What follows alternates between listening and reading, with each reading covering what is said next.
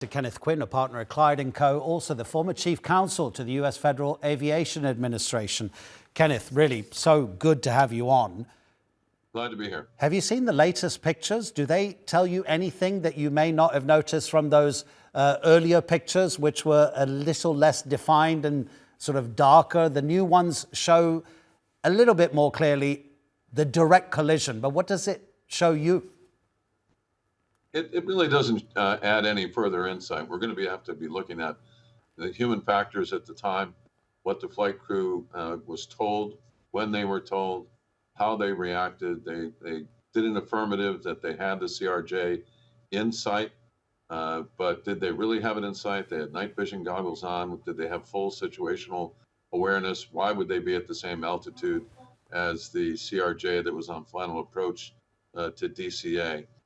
Why didn't they really have any collision avoidance systems like you would find on the CRJ?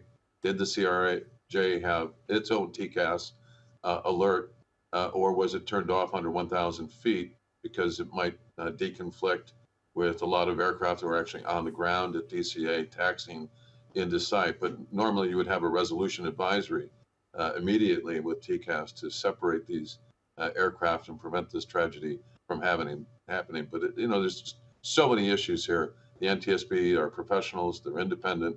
They'll do their job, looking at the human side, looking at the aircraft, looking at human factors, issues, everything from toxicology reports to the background, the training, anything in the controller workforce for shortage issues, for rest issues. Same will be true for the Army and for those that were commandeering the Black Hawk helicopter. Kenneth, are the rules for military aircraft the same as for commercial aircraft in terms of the lines and the paths that they have to follow, or do military aircraft have sort of slightly different specifications for when they're doing these flights around Washington? Yeah, around DCA, obviously that is a very congested corridor. There's a lot of sensitive national security installations nearby. They have sensitive executive travel requirements going up and down the Potomac, but they're very established corridors. They're under positive control of the tower at Reagan National. So they were told and they were following that established corridor. Unfortunately and tragically, when you had the CRJ not have a straight-in approach on runway 1, which will be another issue. Why did they switch from runway 1 to runway 33, forcing them to then come around and do a left bank, which then put them into conflict with the Black Hawk helicopter? All of those issues, again, are going to be carefully studied by the NTSB. We'll have a hearing. We'll have all of the original equipment manufacturers involved. We'll hear testimony from the controllers on the job at the time. We'll have the DFDR. We'll have the cockpit voice recorder now. All of it will come together. I think we'll get a very clear picture of what happened and why. Do you imagine that visually the two pilots will have seen each other's craft, but probably too late? How far can the naked eye see in that kind of darkness?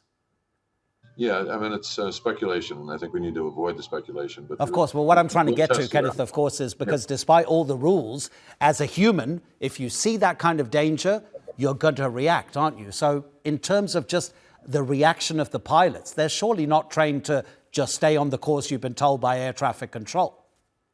No, they were under see and avoid. And see and avoid just means just that. Yeah. They said they had the CRJ in sight.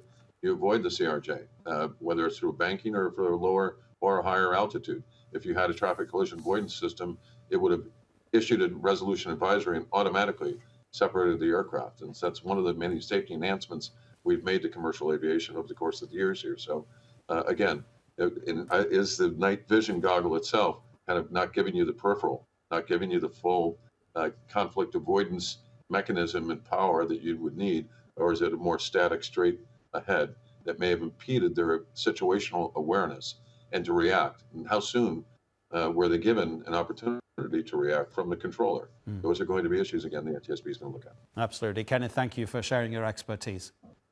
Thank you. Glad to be here.